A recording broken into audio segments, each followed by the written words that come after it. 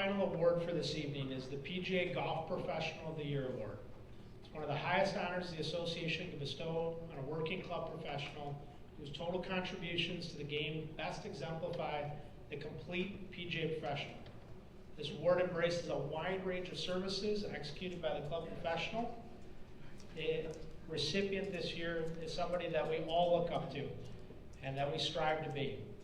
Our 2022 recipient from Albion Ridges Golf Course is Steve Fessler. Steve, please come on forward.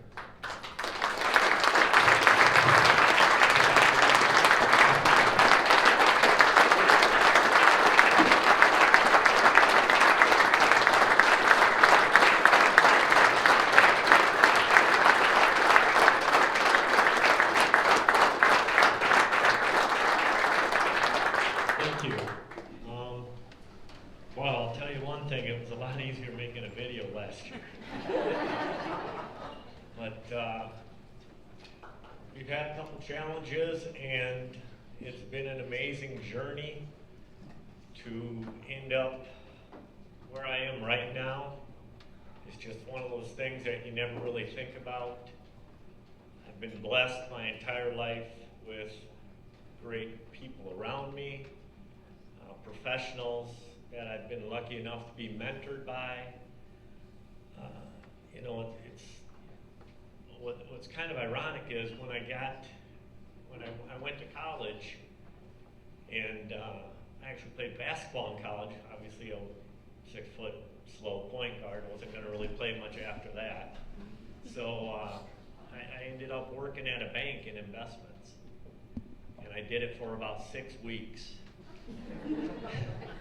And I went in early one morning, and you know, the tie, obviously I'm not wearing a tie, I've got a lot of people with ties, but I was claustrophobic.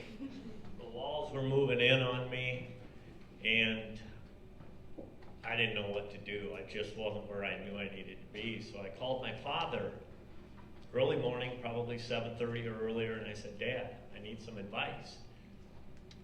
And he says, "What's that?" I said, I can't do this. And he's like, "What do you mean?" I said, "I can't sit in an office like this." And instead of really him kind of saying, "Son, you got a college degree, cost a little money, maybe you ought to put a little more effort into it." But he didn't say that. He just said, "What do you like to do?" And that caught me off guard. I'm like, "What do you mean?" He says, "Well, what do you like to do?" And I said, "Well, you know, I love golf." And all he said was, "Well, go try golf." And I never really thought about it. But I was pushy enough I had 3 great golf professionals in the city of Rochester where I grew up. And I went and talked to them. And what's ironic is I was that kid in the golf shop that all of us have probably been at some time in your life. And they gave me the time of day. I mean, it was Jack Nicklaus, Tiger, and my pros were right there. In my mind, I thought, you know what, they could probably beat them if they were playing and they weren't here. But you know what, they gave me the time of day. They asked, "Hey, how'd you play today?" Or, you know, "Let's go out to the putting green for a couple of minutes." They even asked me, have you ever seen a club re-gripped? And I'm like, "No." And I went back in the re-grip room of Tim Higgins' back room, and I watched him re-grip it, and I thought, that looks pretty easy. I could do that. About 20 grips later, I knew I couldn't do it in my garage. It just didn't work. But they gave me the time of day, which, you know, allowed me to, I ended up calling, they said, "You need to call a gentleman named Mr. Don Warrian." And Don was the executive director of the section at the time up here in the cities. And so I gave Mr. Warrian a call, and I said, "Hey, any chance I could come up and talk to you for 10 or 15 minutes? Well, an hour and a half later, I had a friend for life. And little would I know, I had a mentor for life. Don and I became great friends. He ended up coming to work my junior camps, which I nicknamed him the Warrior, which now we have a Warrior Cup And the funny story is, Don would play these kids this big and he never let them beat them. I'm like, Don, every now and then he says they can earn it.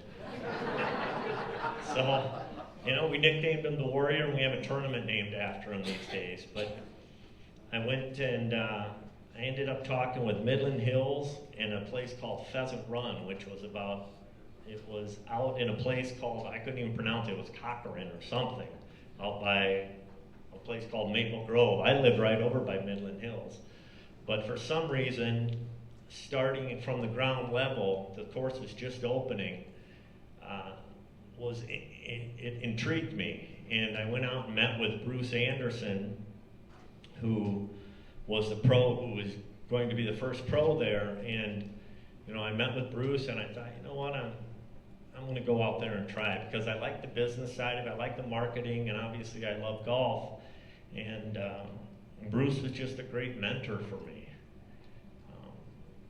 And I was out there, and Bruce, you know what, one of the few things that Bruce really emphasized is, if you want to make a difference, you need to get involved.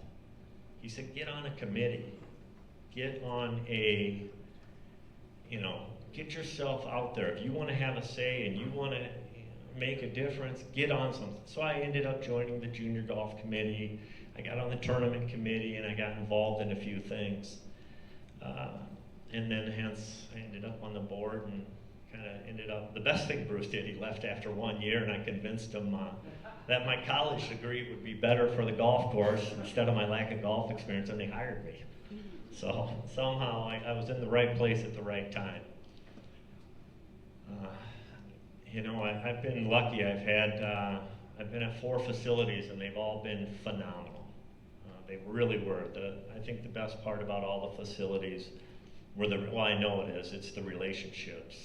Each facility, I still have friends to this day.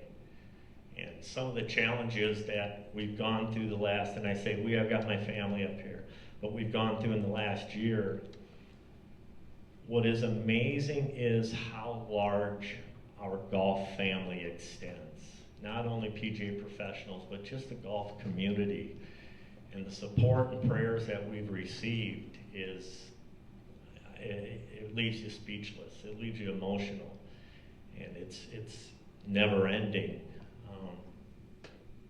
You know, so, want me to keep going? Steve, maybe just tell us a little bit about becoming the golf professional. What does it mean to you? The award, you know, let me really back up real quick. I should have started with this, but I'd really like to congratulate all the other award winners. So many deserving professionals. It's awesome to hear you talk and the passion. Justin, like I said, hey, you better get used to this, because you have a passion that is contagious. So keep that up, and don't think for 1 minute we don't think junior teaching is much harder than adults. The energy level, and they're walking around with weapons on a regular basis. You know, you better have a big umbrella insurance. I do know that.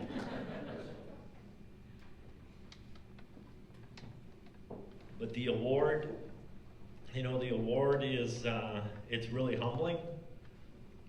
And when you look at the past winners, I looked at the list, and I think of my mentors. Don Warrian won it when I graduated high school. I didn't even know him. Craig Warrian, who's been mentioned multiple times. Craig is just, anytime you're around Craig, you're becoming a better professional. And he won it, I think, in '86 and '92, and then Bruce Anderson won it in 2002. And for me to be up here is beyond humbling. It's amazing. Yeah, and those mentoring professionals, who would you like to thank this evening? You know, you look around and I'll thank everybody. I hate to miss names. The section office, you guys are amazing at what you do. You really are. But,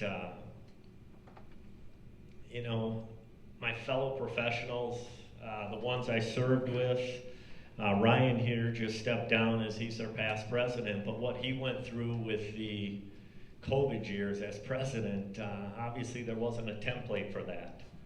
but you guys and the board, all of the board, you guys did a hell of a job during that difficult time. And what's amazing is, which is kudos to our profession, is golf really blossomed. So, you know, the thank yous just start with my mentors, my fellow professionals. I wouldn't be here if it wasn't for all of my assistants, because we were a team. I mean, everything we did, they made me better. They covered my backside a lot of times, but I think the best thing that came out of it was we're just such great friends. I've got Luke and Julian up here, my past two assistants, and I mean, we worked together at Riverwood, we worked together at Medina, now Luke's GM over at OPG, and Julian chased his dream, and he owns it. And he's got two beautiful children who I got named Godfather to the little ones, so, you know, Nellie's just, he's got a beautiful family, but it's the idea that our family extends, and I can't begin to thank you all enough. I also have to thank my immediate family up here. I left Medina on August 1st, 2020, and I went out and joined Albion Ridges, and I've got my owners, if you guys could just stand up real quick. I know they love the attention. We're Michelle and Leroy, but they brought me in their Albion family, and when I say there's a family out there, it is extensive, and it is close-knit. I met them by teaching their daughters for a number of years, and to be part of your family and how you guys have just blessed me being out there. How many owners would say, hey, if you're not feeling good, don't come in, I'll open, I'll close. And he does it. But you're special people, and you've really made the swan song of my career amazing, so thank you. I have my family over here. I've got my beautiful wife, Dee. She's been my angel the last year when things have been a little difficult. My cousin drove down from International Falls, PGA Professional International Falls. Now, honestly, as tough as that sounds, that's a great gig. You're working 3 months out of the year. So don't let him say how tough it is up there. But he surprised me, and we've been together forever. I have my mother sitting here. I learned everything from my mom and dad. My father's not with us. He passed about 1.5 years ago, but we have had an amazing journey that I have to, you know, I owe it all to my mom and dad. So thank you. Dee, I'm not going to talk about you anymore. And then finally, I'm just about done, but my golf journey and my life journey has been shared with my son, Trey. And, you know, born in 2000, ever since then, one of the things I had whenever I went to a place was I really need you to be comfortable with my son being out there, because we are together a lot.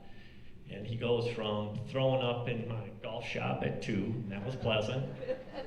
He didn't clean up, he wouldn't hit balls, to being the shortest cart kid ever, because he couldn't reach the pedal, so he stood up and parked carts for us. But the chance for us to share so many memories, and how amazing all you professionals have been to Trey and I. Trey, I love you more than you know, and the journey's still going, but thank you. Ladies and gentlemen, how about a big round of applause for Steve Fessler, our 2022 Golf Professional of the Year.